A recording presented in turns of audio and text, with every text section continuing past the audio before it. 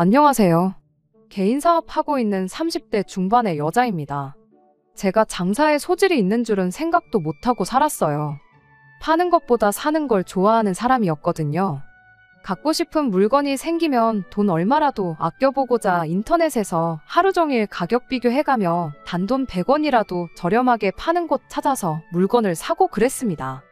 그러다가 나중에는 도매 사이트도 기웃거리게 되었고, 그 덕에 필요 없이 물건을 몇 개나 사야 하는 상황이 생기긴 했는데, 인터넷에 마음 맞는 사람들 모아 공동구매도 진행해보고 이래저래 조금 더 싸게 물건을 구할 방법을 찾아 헤매던 게 수익으로 이어질 수 있다는 사실을 알게 되니 문득 이런 생각이 들더라고요. 아예 제가 물건을 팔아보는 게 어떻겠나 하는 생각이요. 그렇게 100원, 1000원 아껴보겠다던 마음이 이왕 이렇게 된 거 돈 벌면서 쇼핑도 같이 해보자는 생각으로 바뀌게 되면서 회사 다니면서 부업 형식으로 인터넷 판매업을 시작하게 되었어요. 처음에는 제가 필요로 하던 물건들 위주로 장사를 시작했고, 소소하게 용돈 정도 버는 느낌의 수입을 올리게 되었습니다. 그러다가 저희 어머니 생신을 맞아 준비했던 파티용품이 어버이날 기간과 겹쳐서 대박을 쳤어요. 그 물건 하나로만 거의 제 2달치 월급에 육박하는 돈을 벌게 되었습니다. 그리고 그때 제가 다른 사람들보다 물건을 고르는 눈이 탁월하다는 확신을 갖게 되었고, 그때부터 부업의 비중을 늘려갔죠. 자는 시간 쪽에서 본격적으로 장사를 하니 부업으로 얻는 수입이 본업을 뛰어넘는 순간이 오게 되었습니다. 그렇게 2달 정도 고민을 하다가 회사를 그만두고 내 사업을 한번 키워보자 결심을 하게 되었죠. 회사에서 단기 아르바이트식으로 사람을 뽑아서 쓰고 있었는데, 그중에 정말 똘똘한 친구 한 명을 꼬셔 직원으로 채용해 본격적으로 사업을 확장하기 시작했고, 지금은 직원 2명을 두고 쓸 만큼 규모가 커지게 되었습니다. 지금은 사업이 어느 정도 자리 잡아서 이것저것 다 제하고 제 손에 한 달에 평균적으로 300만 원 정도 들어와요. 회사 다닐 때 월급하고 비교하면 거의 비슷한 수준에, 회사에서 해주는 복지라든지 4대 보험 같은 거 생각하면 덜 번다고 봐도 무방한 액수긴 합니다. 마음 먹고 돈만 보겠다 하면 직원 1명 줄이고 제가 직접 발로 뛰면 되긴 하는데, 돈보다 몸 편한 게 좋다 싶어서 그냥 이대로 하고 있고요.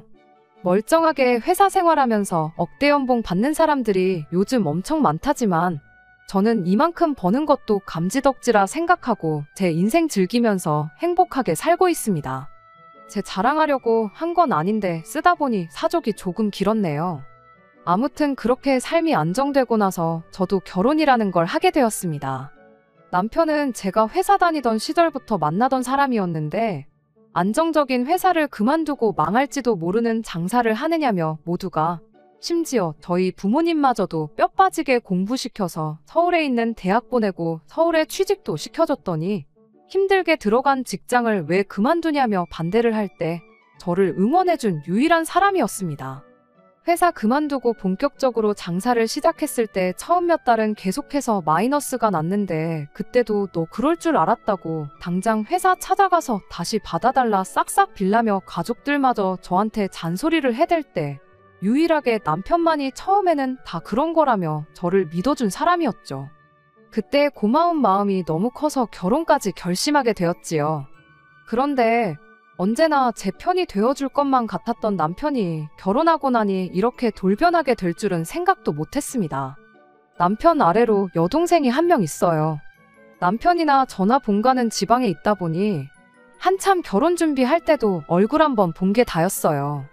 신우는 시부모님 밑에서 살고 있었다 보니 결혼하고 나서도 한동안은 얼굴 보고 지낼 일도 없었고, 남편 또한 신우에 대해서 그렇다 할 이야기를 한 적이 없어서 오히려 한가족이지만 이웃보다 멀게만 느껴지는 그런 신우였습니다. 남편한테 그토록 소중한 사람일 줄은 여태껏 생각도 못하고 살았어요. 저희 결혼 생활하고 1년 지나서 제 남동생이 저희 집에서 잠깐 머물렀던 적이 있었습니다. 동생 또한 저처럼 서울에서 학교를 졸업했고, 취직은 저희 본가에 있는 회사로 해서 떨어져 살고 있었거든요. 동생이 그쪽에서 직장 생활하면서 서울이 아니면 답이 없겠다는 생각을 했고, 그렇게 이직 준비를 하다 결국 원하던 바를 이루게 되었어요. 그쪽에서 회사 생활하면서 벌어놓은 돈이 있다 보니 그 돈을 가지고 서울에서 지낼 곳을 찾고 있었는데 모처럼 싸게 구했다고 생각했던 집이 전세 사기에 연루되어 있는 집이라는 걸 다행히 계약 직전에 알게 되었습니다. 덕분에 당장 지낼 곳이 없어서 난감해하던 중 남편이 한 가족인데 돕는 게 당연한 거 아니겠냐며 흔쾌히 제 동생이 새로 지낼 곳을 찾을 때까지 저희 집에 머물게 해줬지요. 그렇게 동생이 저희 집에서 3개월 정도 더 지내다가 이사를 나가게 되었고요. 내 가족도 자기 가족처럼 따뜻하게 대해주는 그런 사람, 내 결정에 존중해주고 언제나 나를 응원해주는 사람. 남편에게는 늘 고마운 마음뿐이었습니다. 그리고 이듬해에 신우 또한 서울에 올라오고 싶다는 뜻을 내비쳐왔는데 남편이 제 동생에게 해줬던 게 있다 보니 저 역시 신우한테 당장 지낼 곳이 없으면 우리 집에서 지내도 된다는 말을 건네줬지요.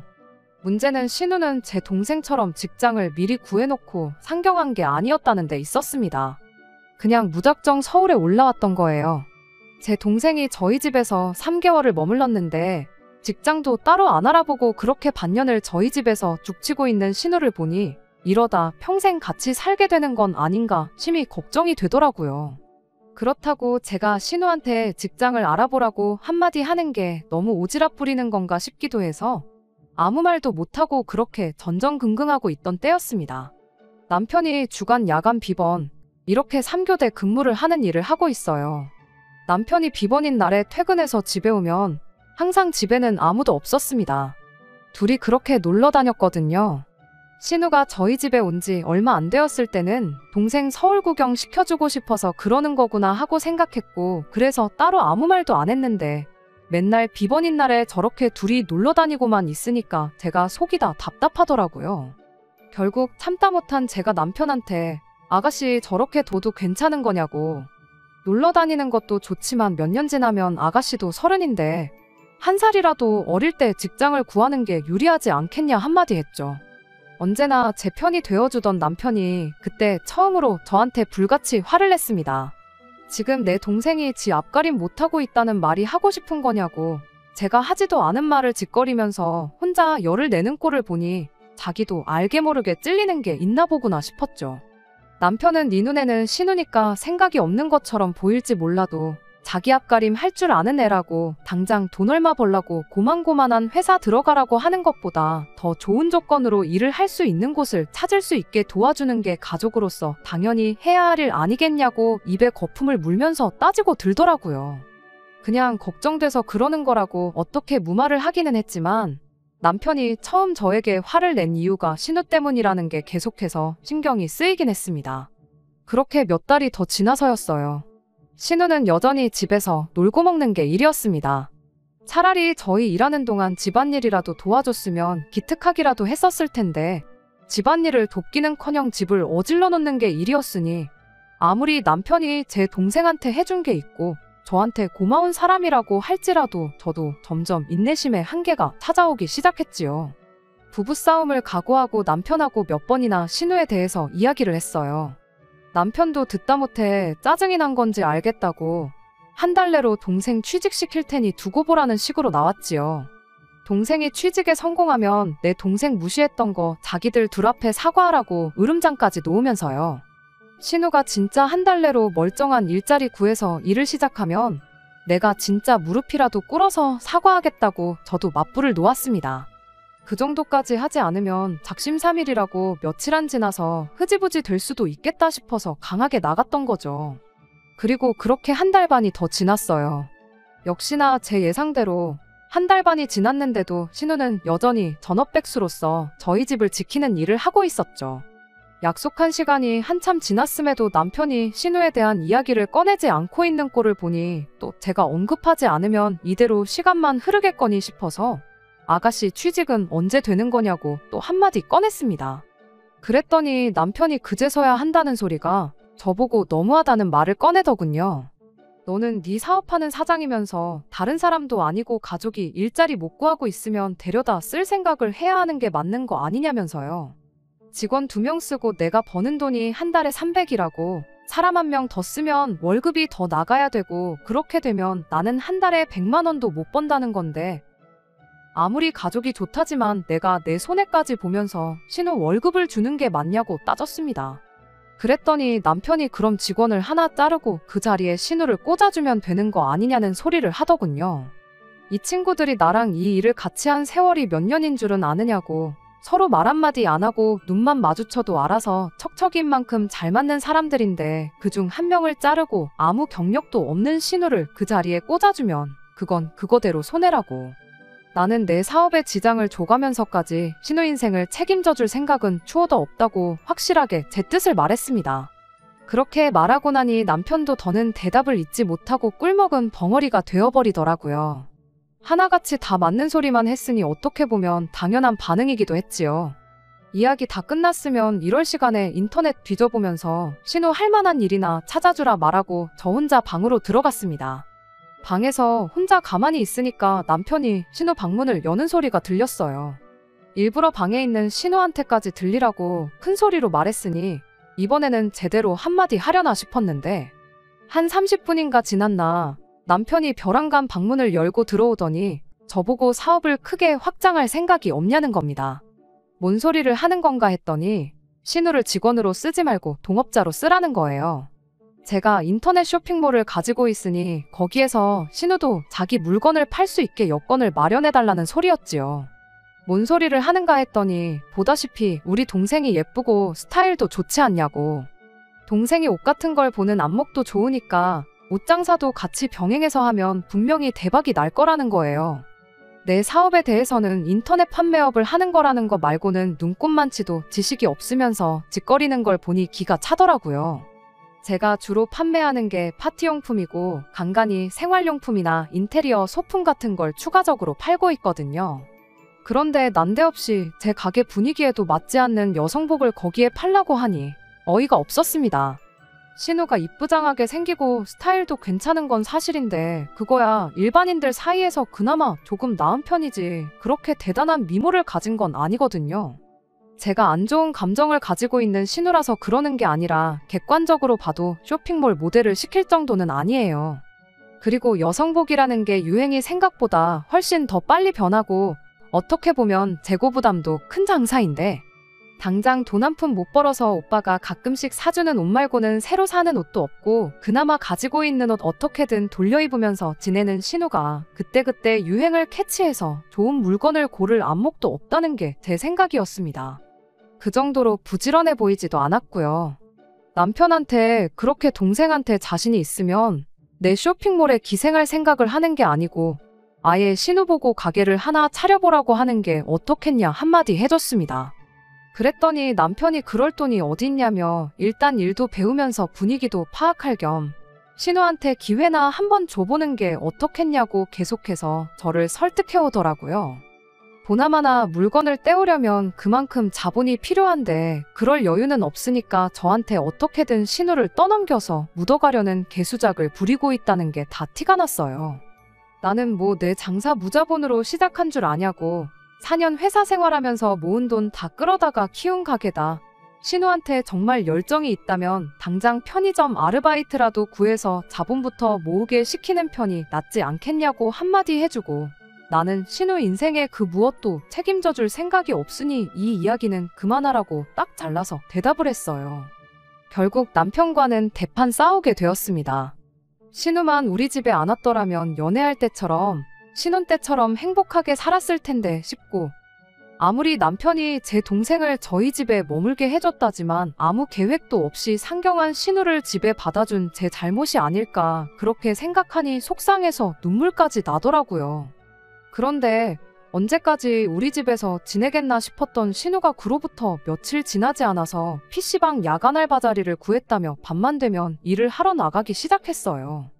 아무리 생각 없는 신우라도 멀쩡한 오빠네가 자기 때문에 박터지게 싸우는 꼴을 보니 반성을 했나 싶었고 기특하기까지 했습니다. 왜 100번 못하는 사람이 어쩌다 한 번 잘하면 되게 감동적일 때가 있잖아요. 저한테 신우가 딱 그랬어요. 그렇게 꼴 보기가 싫었는데 그래도 정신 차리고 아르바이트나마 일을 시작하니 그동안 제가 너무했나 싶기도 해서 조금이나마 더 챙겨주게 되더라고요. 신우가 일을 시작한 이래로 저도 남편과 다시 사이가 좋아지게 되었고 정말 신우가 열심히 자본을 모아서 뭔가를 시작하려 한다면 남편이 말했던 것처럼 제 쇼핑몰에 자리 하나 내주지는 못하더라도 어떻게 이쪽 업계가 돌아가는지 날 잡고 제대로 한번 알려줘야겠다 싶었어요.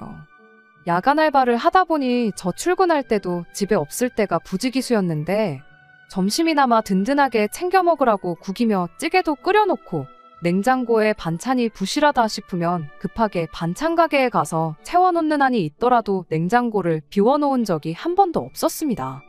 그런데 뭔가 조금 그동안에는 눈치를 못 채고 있었는데 제 상식선에서는 이해하기 힘든 모습들이 언젠가부터 눈에 들어오기 시작했습니다. 신우가 출근한다고 나가는 시간은 저녁 7시쯤으로 항상 동일했는데 저녁 퇴근해서 집에 들어오는 시간이 엄청 랜덤했거든요. 제가 아침 7시면 출근을 하는데 보통은 신우가 그때까지 집에 돌아오지 않고 있었거든요. 일터까지 오며 가며 하는 시간이 있다고 쳐도 PC방 아르바이트를 무슨 집에서 2-3시간 거리에 있는 곳에 구하지는 않았을 텐데 일하는 시간이 길어도 너무 긴 게 아닌가 싶었어요. 저도 직원을 쓰는 사장 입장이다 보니 주 40시간 넘기는 게 그렇게 부담스러운데 심지어 신우는 밤샘 근무를 하는 야간 알바인데 하루에 12시간씩 주 5일 6일을 일을 하는 게 의아하더라고요. 그리고 언젠가부터 신우가 핸드폰도 최신 기종으로 바꾸고 옷도 비싼 걸 어디서 그렇게 사다 달라고 하는데 PC방 야간 아르바이트가 그렇게 돈을 많이 버는 직장이 아니라는 건 이미 상식선에서 알고 있는 내용이었고요. 한 번은 제가 출근하다가 웬일로 일찍 퇴근하는 신우를 마주친 적이 있었습니다. 멀리서 터덜터덜 걸어오는 걸 보니 그래도 밤새 일하는 게 피곤하긴 한가 보구나 안쓰러운 기분도 들었습니다. 신우 쪽으로 다가가서 이제 퇴근하냐고 말 한마디 걸었는데 신우가 눈이 아주 반쯤 풀려서는 그렇다고 대답을 하더라고요. 그런데 입에서 약하게나마 술 냄새가 나는 걸 느꼈어요. 얼른 들어가 쉬라 말하고 저는 출근하면서 혼자 곰곰이 생각에 잠겼죠. 이상해도 너무 이상하다 싶었거든요. 아르바이트 치고 일하는 시간이 너무 길기도 하고 갑자기 커진 신우의 씀씀이도 그렇고 PC방 알바를 하는데 새벽에 퇴근해서 술 한 잔 걸치고 오는 것도 말도 안 된다는 생각이 들었고요. 이 이야기를 들은 저희 직원 중 한 명이 그렇게 말을 하더라고요.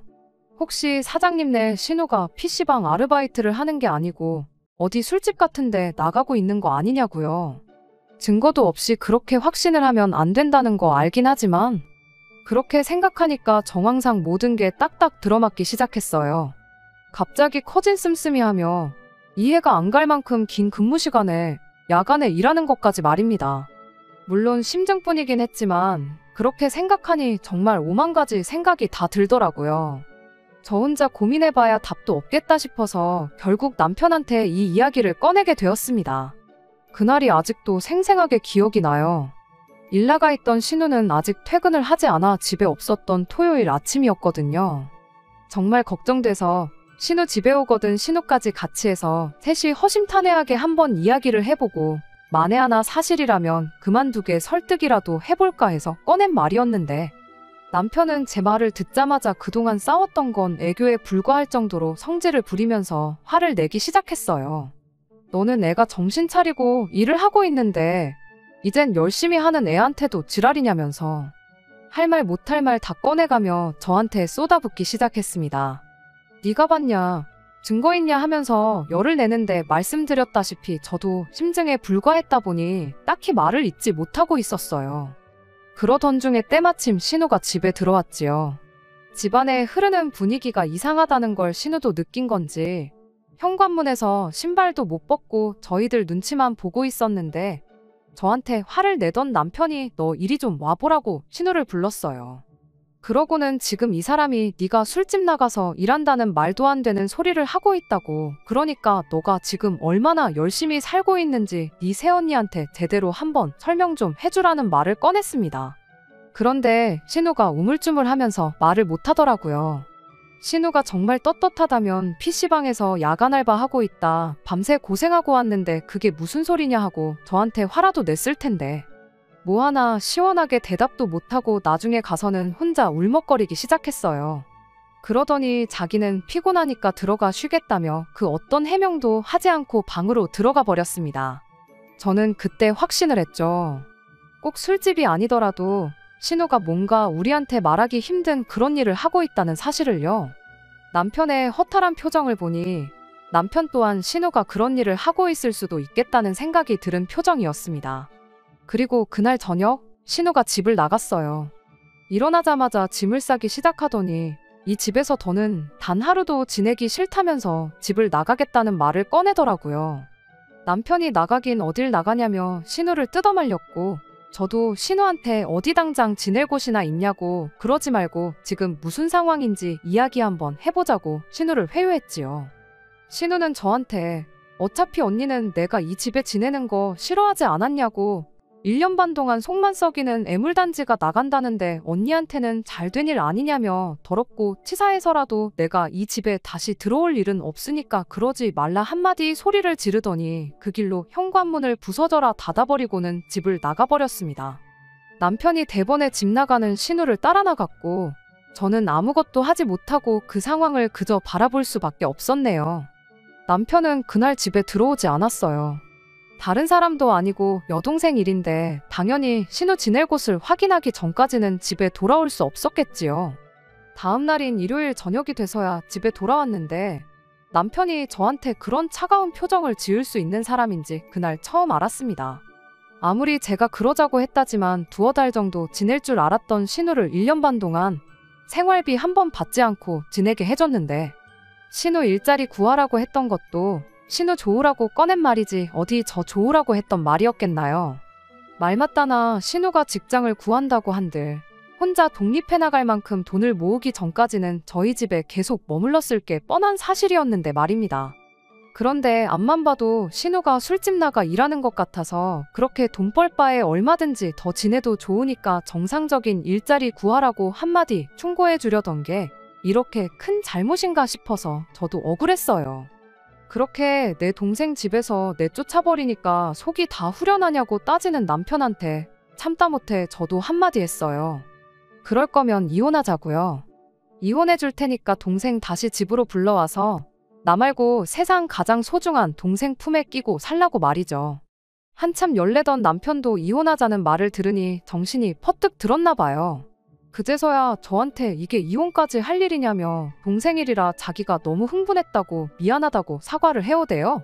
만약에 거기서도 이혼하자고 맞불을 놓았다면 진짜 이혼해야겠다 그런 생각을 하고 있었는데 막상 또 싹싹 빌면서까지 미안하다고 사과를 하고 있는 모습을 보니 저도 점점 마음이 누그러지기 시작했어요. 이내 평정심을 되찾고 남편과 다시 이야기를 나누기 시작했습니다. 남편한테 신우가 무슨 이야기 안 하더냐 물어봤는데 남편이 답답한 표정으로 죽어도 무슨 일을 하고 있는지 말을 안 하더라 하면서 한숨을 쉬더라고요. 신우는 어디로 가 있느냐 물어본 질문에는 그간 일하면서 모아놓은 돈이 많아서 그걸로 방을 알아보겠다고 했다고 합니다. 그리고 방이 구해질 때까지는 일하면서 알게 된 친구 집에서 지낸다고 했다 하는데 신우가 일한 지가 몇 달 되지도 않았는데 모아놓은 돈이 상당하다고 하는 걸 보니 확실히 정상적인 일을 하고 있는 건 아니겠구나 싶었네요. 아무튼 남편 표정을 보아하니 제 입에서 그럼 신우가 집을 구할 때까지만이라도 우리 집에 있게 해주자는 말이 나왔으면 하는 얼굴이었는데 어떻게 나간 건데 괜히 거기서 착한 척 오지랖 부렸다가 다시 눌러앉을 수도 있는 일이고 저도 더는 신우 일을 가지고 남편과 소모전을 하고 싶지 않았기에 알면서도 그 말 한마디는 해주지 않았습니다. 아무튼 그렇게 드디어 신우가 저희 집에서 나가게 되었어요. 장장 1년 4개월이라는 긴 시간이었습니다. 한 두어 달 있다 가겠거니 생각했던 것 치고는 너무 길었죠. 이 집에서 신우만 빠지면 다시 모든 게 원래대로 돌아올 줄 알았는데 그게 아니었어요. 그 긴 시간 동안 신우가 저희 집에 머물면서 그냥 조용히 있다 간 게 아니었으니까요. 신우 때문에 남편과 싸운 게 몇 번이고 남편 입에서 평생 나올 거라 생각했던 적 없던 말까지 들었으니 이미 지칠 대로 지쳐버린 것 같아요. 아직도 남편은 저녁만 되면 신우한테 지낼 곳은 구했는지 밥은 먹고 다니는지 전화를 하고는 합니다. 그거 듣고 있는 것도 고역이에요. 이런 일은 보통 시간이 약이라고 시간이 해결해 준다고들 하는데 과연 시간이 지난다고 이런 제 마음이 나아질까 싶네요. 안녕하세요. 작년에 기생충 마냥 눌러앉았던 신우 때문에 골머리 앓고 있다던 사연을 보냈던 쓰니입니다. 시간이 해결해줄까 의문이었는데 정말로 시간이 모든 걸 해결해줬어요. 지금은 골머리를 썩기는커녕 그렇게 개운하고 후련할 수가 없습니다. 신우가 그렇게 집을 나가고 나서 한 달 정도 뒤에 혼자서 살 집을 구하게 되었어요. 동생 걱정에 잠도 제대로 못 이루던 남편이 신우가 집을 구한 이래로 그렇게 뻔질나게 신우네를 드나들었죠.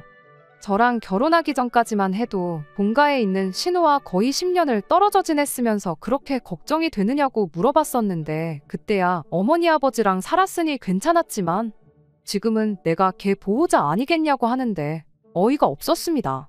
백번양보에서 신우가 집안의 늦둥이라 나이차가 10살씩 난다면 이해라도 하겠지만 신우가 한두 살 먹은 애도 아니고 곧 30을 앞두고 있는 다 큰 어른인데 보호자 타령을 하고 있으니 말입니다. 왜 이제 와서 오빠 노릇을 하려고 드는지 도무지 이해가 가지 않았죠. 남편은 이미 제가 결혼 전에 알고 있던 항상 저를 위해 좋은 이야기만 해주던 그 사람이 아니었습니다. 남편이 비번인 날은 남편 얼굴도 보기 힘들었어요. 신우한테 가 있느라 퇴근하고 오면 집에 있는 법이 없었죠. 정작 신우는 아직도 지 오빠한테 자기가 무슨 일 하면서 밥 벌어먹고 있는지 말도 안 해주는데 말입니다. 아무튼 그렇게 신우가 집에서 나간 지도 반년 정도 지난 어느 날 시댁이 아주 뒤집어지는 사건이 하나 터지고 말았습니다. 애인도 없는 신우가 난데없이 임신 3개월이라는 사실을 알게 되었거든요. 당연한 소리겠지만 애 아빠가 누군지는 모른답니다. 애인은 없었지만 만나는 사람은 참 많았나 보네요. 아빠가 누군지도 모르는 아이를 신우 능력으로 어떻게 키우겠나요? 이런 말 하기는 뭐하지만 더 늦기 전에 병원이나 알아보는 게 상책이다 싶었는데 남편이 그건 있을 수 없는 일이라며 반대를 하고 나왔어요. 시댁 종교적인 문제도 있고 뭐 이래저래 이유가 있다는데 다른 사람 일이면 종교고 뭐고 당장 인생이 걸린 일인데 다시 생각해보라 뜯어말렸겠지만 신우 일이다 보니 저도 더 이상 거기에 관심 주기도 싫었고 신경 쓰기도 싫었습니다. 알아서 한다니까 알아서 잘하겠거니 생각하고 말았어요. 신우 인생이 꼬이는 거지 제 인생이 꼬이는 건 아니니까 아무 문제 없다 싶었죠. 그런데 꼬여버린 건 신우 인생뿐만 아니라 제 인생도 같이 꼬이고 있었습니다. 한참 밤늦게 꿈나라를 헤매고 있었는데 현관문이 닫히는 소리의 순간 깜짝 놀라서 잠에서 깼어요. 그 야심한 새벽에 누가 찾아올 리가 없었으니 무서워져서 남편부터 깨우려고 했죠. 그런데 제 옆에서 자고 있어야 할 남편이 없더라고요. 부랴부랴 방 밖으로 나왔는데 남편은 집안 어디에도 없었어요. 현관문 신발장에 있어야 할 남편 신발이 없는 걸 보고 제가 들었던 현관문 닫히는 소리가 남편이 나가면서 낸 소리라는 걸 알았습니다.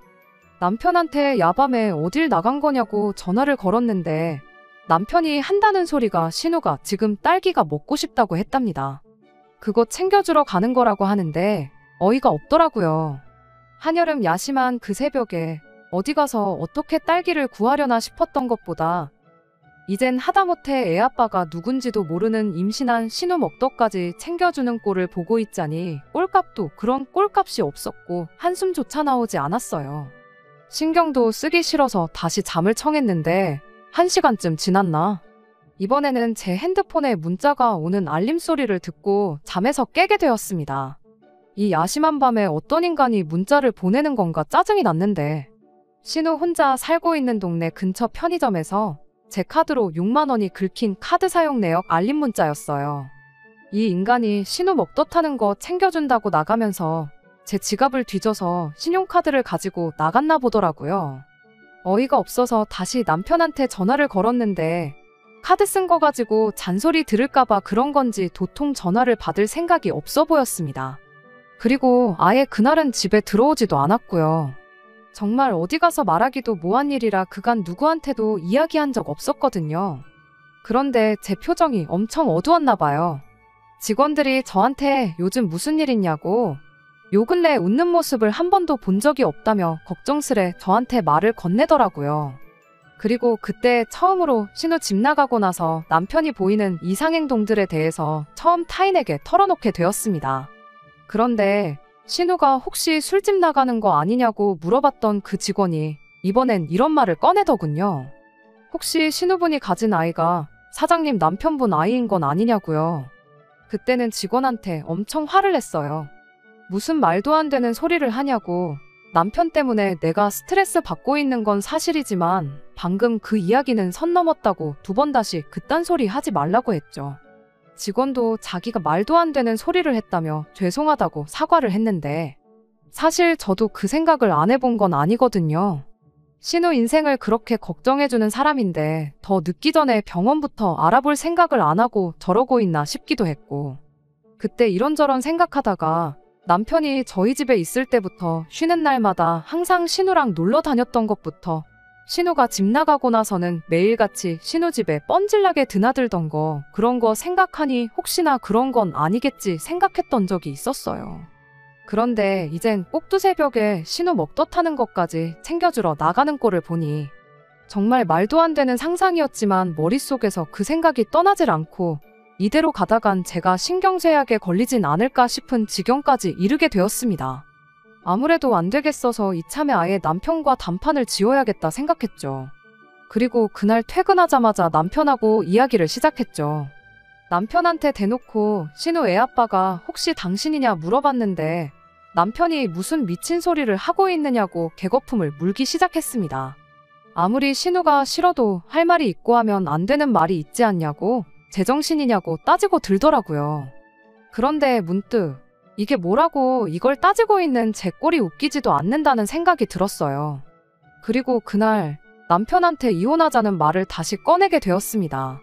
남편은 또 이혼 이야기에 얼굴이 사색이 되어가지고는 동생 좀 챙겨줬다고 이혼까지 하는 건 말도 안 되지 않냐면서 그때 그날처럼 저한테 싹싹 빌기 시작했습니다.